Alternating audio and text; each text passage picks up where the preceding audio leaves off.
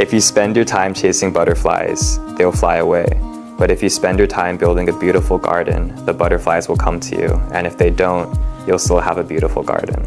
If you ever think about Hawaii, you can think about sunshine, the beach, peace, and me.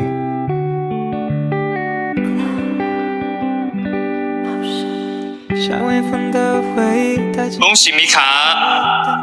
年度突破歌手米卡。2024腾讯娱乐白皮书年度魅力歌手米卡。在你的周围转一个来回，我想把每种不同都画出几片彩虹，都留在腾讯新闻的网友们，大家好，我是米卡。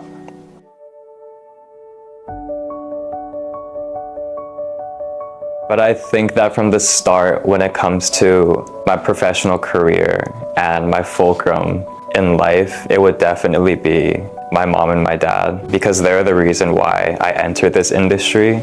It was because my mom introduced me to a company and then she made me go to that audition, and because of my mom I was able to get into that company and I was able to leave Hawaii, and that was my child-long dream, was to leave Hawaii. So she gave me that opportunity to be able to leave Hawaii to go to a big city. And after that, it was me working hard, but at the end, I feel like whenever I thought back to why am I doing this? Why do I have to keep moving forward? Why do I have to keep working? Why can't I just like take a step back if I think it's too hard? I feel like it's because at the end, I want to keep rising and working harder for my mom and my dad, just because they're the reason why I'm doing all this. And I would feel bad if I were to take a step back and kind of lose my momentum, just because I feel like I've had this upward rising momentum since the moment that they launched me into this. So I think that they're kind of my fulcrum when it comes to me always persevering and not giving up. I feel like a lot of the times I say my motto and my most important thing is happiness, which is true. I think happiness is a really important thing, but it's not my fulcrum in life. Just because if happiness was, then I would think like, oh, like what if I want to like do something that's like very fun, that would make me really happy, then I would choose that. But I haven't done that up till now. So I feel like happiness is something that I think is really important that you have to remember. But at the end, like the thing that's keeping me a balance, that's keeping me moving forward, is my family at the end. Yeah. 我叫 Mika， 来自夏威夷，今年22岁。 Gotta change my answering machine now that I'm alone, cause right now it's just that we can't come to the phone. 想问一下，为什么他们会想到来参加我们中国的这一个创造营？ We're all really eager to come to a big country and see the opportunities that are held within this country too. And I would really enjoy to make like Mando pop or Chinese music as well. I think the reason why I said that at that time is because that was the first time I heard Chinese music. And at that time I was listening to new Chinese songs every single day. So it really changed my outlook on music itself, just because I was exposed to this new genre all at once. And I was like, wow, this genre really fits my style of music, since at that time I really like making ballads and slower songs. And I feel like a lot of the songs I release now are all the songs, it's the style of songs that I listened to when I first came to China. So I think at that time when I said I really wanted to have development and achievements in the market here, it was meaning that I wanted to be able to make Chinese music and release Chinese music that the Chinese audience would like and would appreciate. 中国是非常的美，非常的大。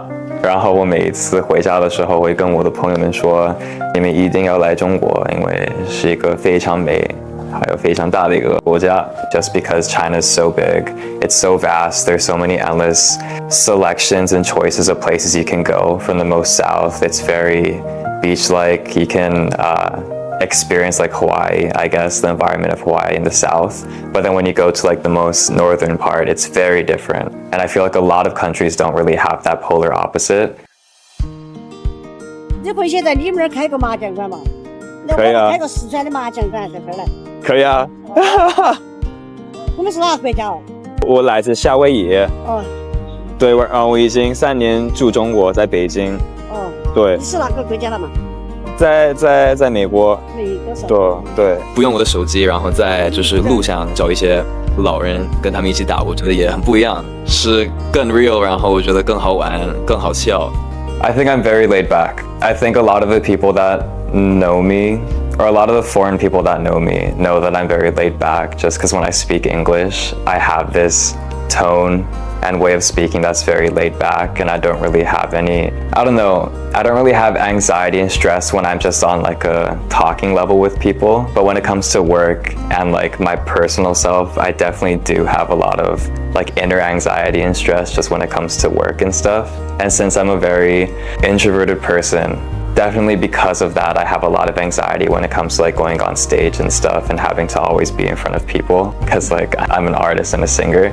But definitely my down-to-earth characteristic is laid back. So I want to be as real of a person as I am, even when I do work and stuff. So I think a lot of the times I'm in front of the camera, I don't want to be like fake or anything, and I want to just show them who I am.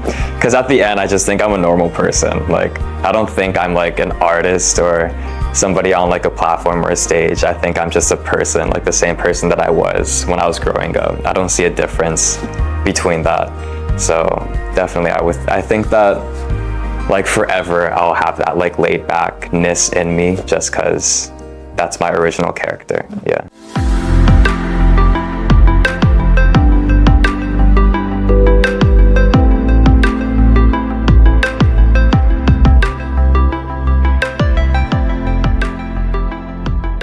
I think it was the Robert Wynn look that I wore at the GQ event a couple of years ago. It was kind of like my first, I don't know, like breakout when it came to me wearing like haute couture and me actually understanding like haute couture, just because I didn't really look into haute couture before that. But then after that, opportunity for me to wear Robert Wynn, I started to study him more and started to study haute couture itself more.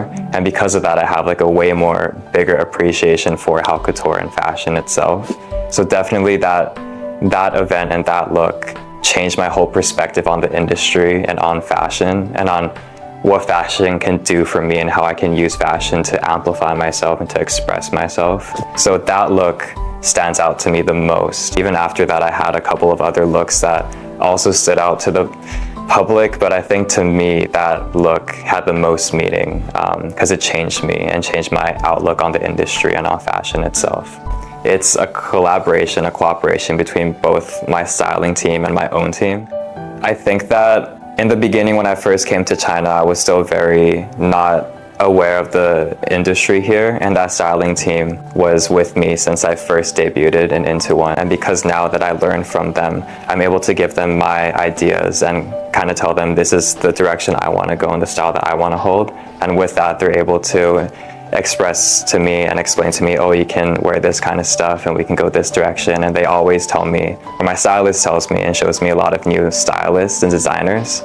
So definitely it's like a cooperation and a collaboration with them every time we have some kind of big event coming. I get asked this question a lot when it comes to like the connection between fashion and music, and I get it because they're both in like the realm of art and artistic expression. But when it comes to me and the way that I interpret my music and my fashion, I interpret them in very different ways.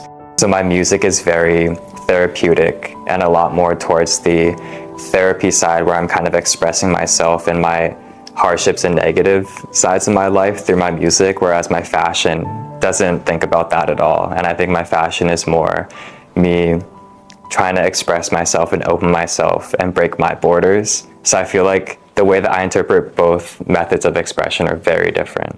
想要你听到我的情歌，最简单的情歌，有点烦的情歌。The one I needed, I do this for. Told me she doesn't want me no more. I should've seen it, been here before.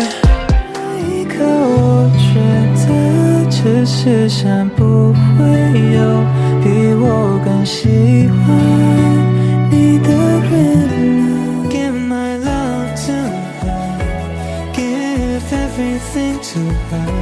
看她矫情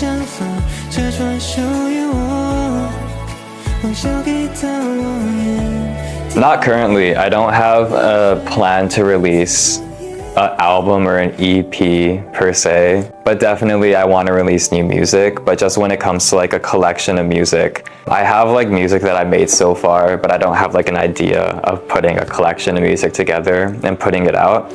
But definitely in the future, I will have like another album to put out, just because I really like the concept of writing a story with music and then putting in a collection and releasing it so people can interpret it themselves. I really like that.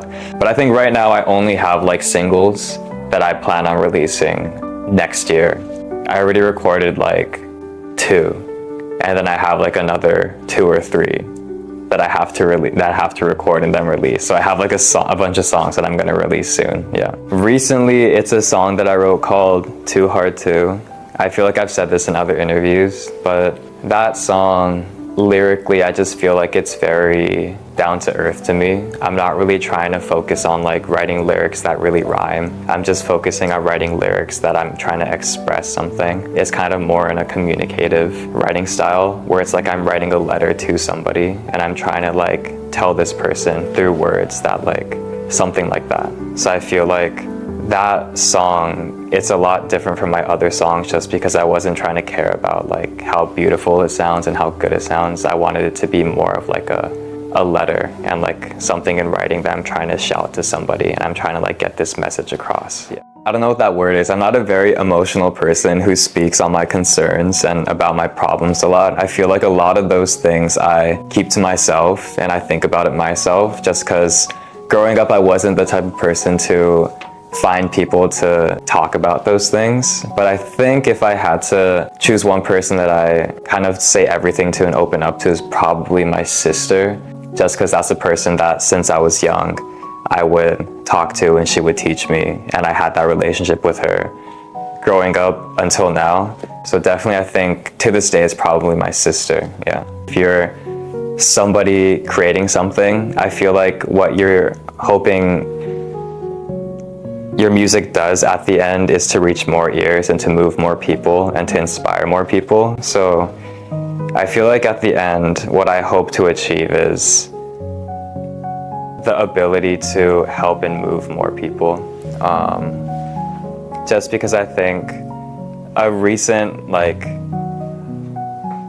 realization I had is that I'm not only writing my music for myself. Like there was one time when I was online, I like saw people commenting saying like, wow, these lyrics really make me or really help me go through like my loss of this person or just like something. So like after I read those comments, I was like, wow, like my music actually like helps other people, which was something I didn't think about before. It was always something where I thought like, I'm writing this to express myself so I can listen back to it and then kind of help myself.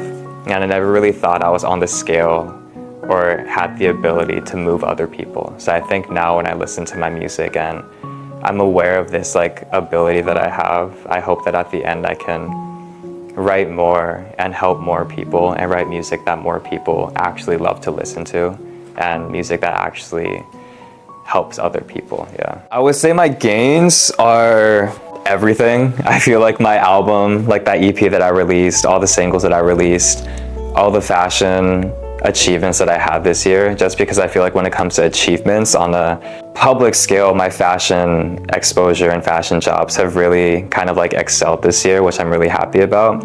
But personally, my music work is what is down to earth to me, even if that doesn't go successfully well. Still, I'm really happy that I was able to create something that I'm proud of and release it. So that's an achievement of mine. And when it comes to losses, I don't think I would ever say that I have a loss, just because the mentality that I have is that any loss or any rejection that I get is something that I can learn from and better myself to go up in the future. I feel like one quote that like generally can relate to my life and my motto in life and what I think about my future is, if you spend your time chasing butterflies, they'll fly away.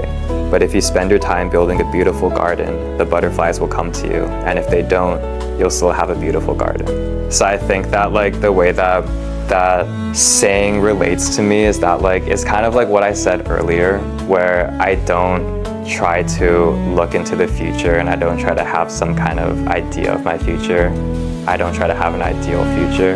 I don't try to do anything with that mentality. I just try to focus in the moment and I try to build who I am right now and focus on my journey right now and the people that are around me.